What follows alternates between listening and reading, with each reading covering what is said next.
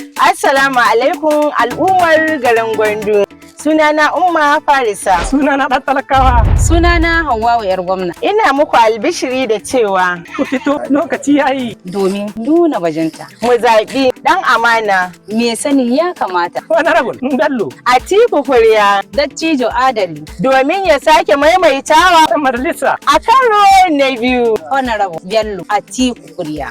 Jarumin al'umman garin Gwandu. A matsayina na mawaƙinsa, haka zalika mawaƙi na karamar hukumar mulki ta Gwandu, ina kira da lokacin al'umman masoya na maza da mata ku zo kwanku da kwarkwatan ku a ranar zaɓe domin mara wa Honorable Bello Atiku Kuriya matsayin ɗan majalisar jiha a shekarar 2027. Domin sake samun roman demokuraɗiyya. Bello Atiku Kuriya 2 times. Bello Atiku Kuriya. 2 times. Wannan sako ne daga Honorable DJ Hayaki, mawakin Honorable Bello Atiku Kuriya.